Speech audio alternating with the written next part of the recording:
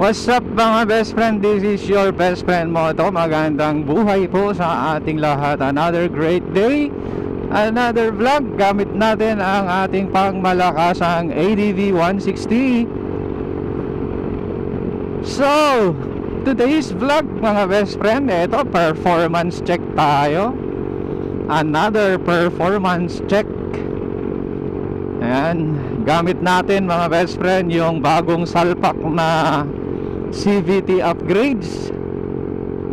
Ayan, tapos ikinabit pa natin yung ating pangmalakasang JVT pipe version 3 adjustable.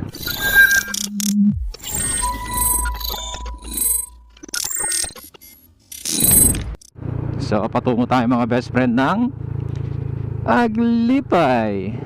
Sa hatak mga best friend, may pinagbago. Yung hindi na siya bitin mga best friend, lalo na sa overtaking. Yan, mahalaga kasi. Kaya tayo nag-upgrade ito, overtaking tayo.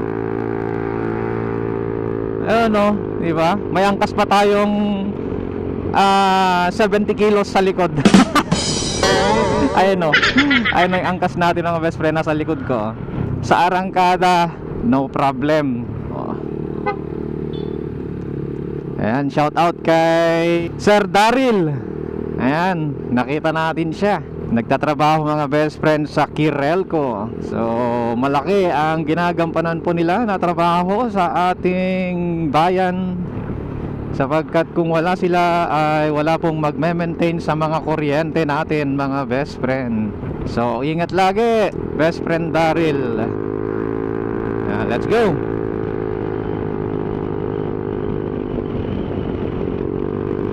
Arangkada, walang problema. Another arangkada. Pasok. Another arangkada. Pasok. Nice. Gusto ko yung performance niya mga best friend, kaysa yung dati. Ang setup kasi natin before, nung wala pa sa atin itong CVT upgrades natin, ay naka center spring tayo ng 1000 RPM, naka clutch spring din tayo ng 1000 RPM. Yun lang, tapos nakabola pala tayo ng 14 straight 14 mga best friend noong dati. Ngayon 1,200 RPM na yung center spring tsaka clutch spring, pares na 1,200. Tapos ang inilagay nating bola hindi na 14, kasi noong nag 14 tayo gamit yung bagong upgrade natin, parang bitin sa arangkada.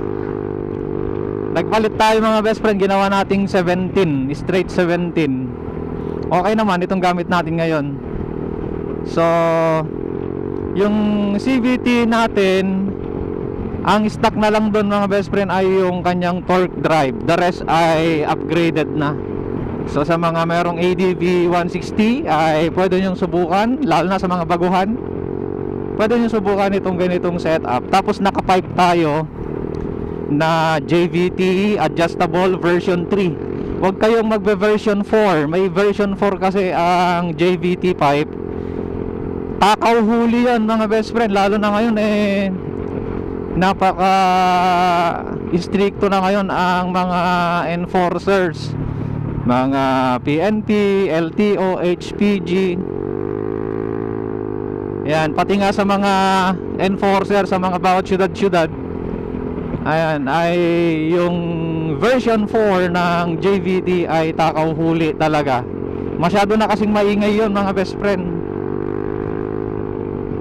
Unlike itong version 3, hindi siya ganun kaingay sa totoo lang. Kahit naka full open, ito naka full open to. Itong kanyang silencer. Ito paakyat mga best friend, no? Medyo nakaminor tayo. Tumatakbo tayo ng 40. Ayan, paakyat. Tapos timbang ko mga best friend ay 75 plus 70, Kwentahin nyo na. Ito, arangkada tayo. Ayan o, grabe. Hindi ka bibitinin sa arangkada. Ayan. 75 plus 70 kilos. 150 kilos ka muna lang yung buhat-buhat nitong motor na to kasama gamit. So ayos mga best friend, mataas din yun ha. Dito yun sa parte ng Ligaya, Aglipay, Quirino. Diyan sa pataas dyan. Okay itong setup natin mga best friend. Kontento ako sa ngayon. So balik tayo sa pinag-usapan natin na JVT5 version 3. Yung version 3 hindi siya masyadong pansinin. Ayan, at saka hindi siya takaw huli. Kung sisitahin man mga best friend ang version 3 na naka full open, huwag kayong papayag na titikitan kayo dahil sa narinig lang nila. Okay? Maging man naman tayo, maging formal naman tayo mga best friend, ano? Nag-aral naman tayong lahat. So wag tayong bara-bara. Yan, sa mga shoutout sa mga enforcers, kapulisan, LTO, HPG. Saludo kami sa mga serbisyo po ninyo. Ang hiling lang po namin ay sana ay maging formal naman po sana ang paraan ng inyo pong panghuhuli or pagsita. Yan, para masaya po tayong lahat. Yan, iginagalang po namin kayo. At saludo po kami sa inyong serbisyo. Kailangan po namin kayo. Yun nga lang ay hiling lang po namin, gawin nyo naman pong formal yung paraan po ng panguhuli or pagsita po ninyo. Ayan, mula po yan sa puso ni Best Friend Moto. Alright, Aglipay na tayo, ano mga best friend. Hindi natin namamalayan, ano po. Alright, so andito na tayo mga best friends. So hanggang doon na lamang siguro ang ating kwentuhan. Magkita-kita pong muli tayo sa susunod na mga kwentuhan natin. Muli, ito po ang inyo pong kaibigan, Best Friend Moto, na nagsasabing when you ride, live your pride. At sa Diyos lamang umasa at wag sa maling akala.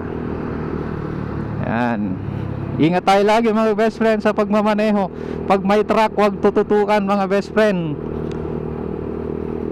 Kung may truck din sa likod, nako po, kung pwedeng layuan mo or paunahin mo.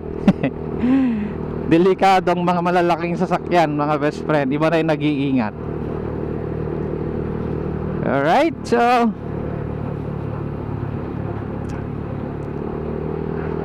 see you po in my next video.